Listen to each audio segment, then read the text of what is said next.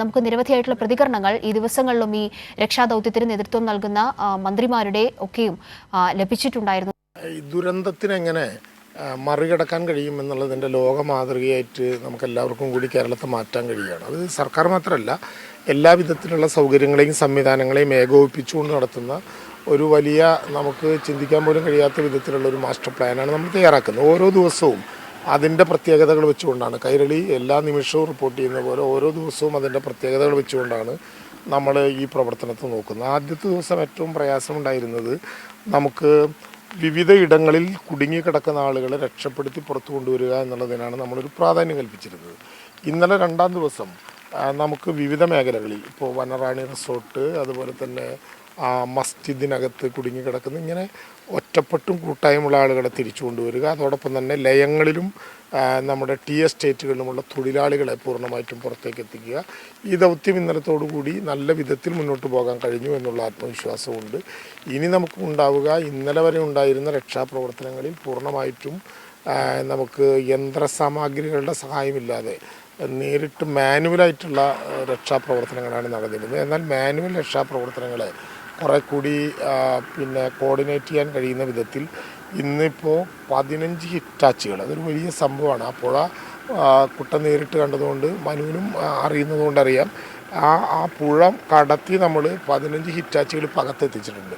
അപ്പോൾ ആ 15 ഹിറ്റാച്ചികൾ കേന്ദ്രീകരിച്ചുകൊണ്ട് ഓരോ ഹിറ്റാച്ചിക്കും ആവശ്യമായിട്ടുള്ള കട്ടിംഗ് മെഷീനുകൾ, അതിനാവശ്യമായിട്ടുള്ള സുരക്ഷാ പ്രവർത്തകർ, മൃതദേഹങ്ങൾ കൊണ്ടുപോകണമെങ്കിൽ ആവശ്യമായിട്ടുള്ള സ്ട്രക്ചറുകൾ, പുഴ കടത്തി വിടേണ്ടത് ആവശ്യമായിട്ടുള്ള ഉദ്യോഗസ്ഥന്മാർ, ഇങ്ങനെ നമ്മൾ ഇന്നലെ രാത്രി 1 മണിയോടുകൂടി പ്ലാൻ ചെയ്തിട്ടുള്ളത് 15 കേന്ദ്രങ്ങളെ കേന്ദ്രീകരിച്ചുകൊണ്ടുള്ള രക്ഷാപ്രവർത്തനമാണ്.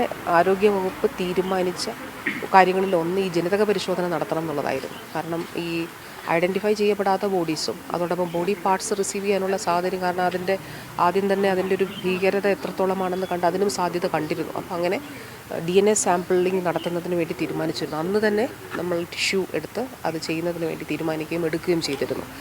അപ്പോൾ 256 പോസ്റ്റ്മോർട്ടം ചെയ്തു. അതിൽ ഡിസ്ട്രിക്ട് അഡ്മിനിസ്ട്രേഷന് ഈ പോസ്റ്റ്മോർട്ടം ചെയ്ത ബോഡീസൊക്കെ ഹാൻഡ് ഓവർ ചെയ്തിട്ടുണ്ട്. ഇപ്പോൾ ഇനി നമുക്ക് പുതുതായിട്ട് പോസ്റ്റ്മോർട്ടം ചെയ്യാനുള്ള ബോഡീസ് ഇല്ല. അടുത്ത ഒരു കാര്യം, തീർച്ചയായിട്ടും ഇന്നിപ്പോൾ ആ പാലം നിർമ്മിച്ച് അവിടേക്ക് കൂടുതൽ JCBകൾ എത്തുമ്പോൾ മിസ് ചെയ്തവരെ കാണാനുള്ള സാഹചര്യമുണ്ട്. അപ്പോൾ തീർച്ചയായിട്ടും അതിനനുസരിച്ചുള്ള ക്രമീകരണങ്ങൾ ചെയ്തിട്ടുണ്ട്. ഈ ദിവസം, ആദ്യത്തെ ദിവസം തന്നെ നമ്മുടെ വയനാട്ടിലെ ടീം കൂടാതെ കോഴിക്കോട്, കണ്ണൂർ തുടങ്ങി സമീപ ജില്ലകളിലെ, അതോടൊപ്പം തിരുവനന്തപുരത്തു നിന്ന് ഇങ്ങനെയുള്ള ദുരന്ത സാഹചര്യങ്ങളിൽ പോകുന്ന ഡോക്ടേഴ്സ് പ്രത്യേകമായിട്ട് നമുക്കുണ്ട്. അവരെ കൂടി ഇവിടെ എത്തിച്ചിരുന്നു. സ്വകാര്യ മേഖലയിൽ നിന്നുള്ള, ഇപ്പോൾ believers, KMCT, Malabar medical college, baby memorial, 4 സഹകരണ ആശുപത്രികൾ, പെരിന്തൽമണ്ണയൊക്കെ ഉൾപ്പെടെ 4 സഹകരണ ആശുപത്രികളിൽ നിന്നുള്ള മെഡിക്കൽ ടീം, അങ്ങനെ ഉള്ള മെഡിക്കൽ ടീമുകൾ ഇവിടെ എത്തുന്നുണ്ട്. അപ്പോൾ ചികിത്സ ആവശ്യമായിട്ടുള്ളവർക്ക് ആവശ്യമായിട്ടുള്ള ചികിത്സ നൽകുക വളരെ പ്രധാനപ്പെട്ട ഒരു കാര്യം. ഈ അവസരത്തിൽ ഒരു ചികിത്സയെക്കാളും, ഈ നമ്മുടെ ശരീരത്തിൻ്റെ ചികിത്സയെക്കാളും മനസ്സിൻ്റെ ചികിത്സയാണ് വേണ്ടത്.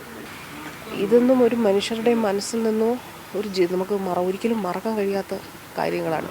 അതുകൂടാതെ ക്യാമ്പുകളിൽ വളരെ പ്രധാനപ്പെട്ട ഒരു കാര്യം കൂടിയുണ്ട്. അത് ഇനി ആരോഗ്യവകുപ്പ് നമ്മൾ ഭയക്കുന്നത് ഇനിയൊരു പകർച്ചവ്യാധിയുടെ ഒരു ദുരന്തം ഉണ്ടാവാൻ പാടില്ല. അത് വളരെ പ്രധാനപ്പെട്ട എല്ലാ ക്യാമ്പുകളും സന്ദർശിച്ചു. എല്ലായിടത്തും ആവശ്യമായ എല്ലാ സൗകര്യങ്ങളും ഒരുക്കിയിട്ടുണ്ട്. അതോടൊപ്പം തന്നെ ആശുപത്രികൾ കഴിയുന്നത്ര സൗകര്യങ്ങൾ ഒരുക്കിയിട്ടുണ്ട്. എല്ലാവരും നല്ല രീതിയിൽ, എല്ലാ ജീവനക്കാരും തിരിച്ച് ജോലിയിലെത്തിയിട്ടുണ്ട്. സന്നദ്ധ സേവകരുടെ പ്രവർത്തനം നമുക്ക് പറയാതെ വയ്യ. എല്ലാവരും ഒന്നിച്ചുകൊണ്ട് തന്നെ ഈ ദുരന്തത്തെ നമ്മൾ നേരിടുകയാണ്.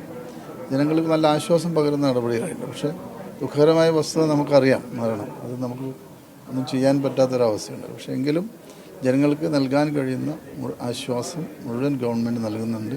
ഗവൺമെൻറ്റിൻ്റെ മുഴുവൻ കഴിവും ഉപയോഗിച്ച് ചെയ്യാവുന്നതിൽ എന്താണോ മനുഷ്യ സഹജമായി ചെയ്യാൻ കഴിഞ്ഞത് അത് മുഴുവൻ നമ്മൾ ചെയ്തിട്ടുണ്ട്. ഇലക്ട്രിസിറ്റിയുടെ ഭാഗത്ത് നല്ല രീതിയിലുള്ള ഇടപെടൽ നടത്തിയിട്ടുണ്ട്. കലക്ടർ ആവശ്യപ്പെട്ട സ്ഥലത്തൊക്കെ ഇലക്ട്രിസിറ്റി കൊടുക്കാനുള്ളൊരു ഒരുപാട് നാശനഷ്ടം ഉണ്ടായാലും അതൊക്കെ പുനഃസ്ഥാപിച്ച് രാത്രിയില്ല പകലില്ലാണ്ട് ജീവനക്കാർ അതിൽ വർക്ക് ചെയ്ത് പുനഃസ്ഥാപിച്ചിട്ടുണ്ട്. ഇപ്പോൾ അവിടെ ബേലിപ്പാലം ഏതാണ്ട് അതിൻ്റെ പൂർണ്ണതയിലേക്ക് എത്തിക്കൊണ്ടിരിക്കുകയാണ്. ഒരു ഉച്ചയ്ക്ക് മുമ്പായി തന്നെ അത് കൃത്യമായി സഞ്ചാരയോഗ്യമാക്കും. അതായിരുന്നു ഇതുവരെ നമുക്കുണ്ടായിരുന്ന തടസ്സം. അത് നീങ്ങിയ ബേലിപ്പാലം വന്നതോടുകൂടി അത് യുദ്ധകാലാടിസ്ഥാനത്തിൽ തന്നെയാണ് ഇപ്പോൾ സൈന്യം അത് പൂർത്തീകരിച്ചു കൊണ്ടിരിക്കുന്നത്.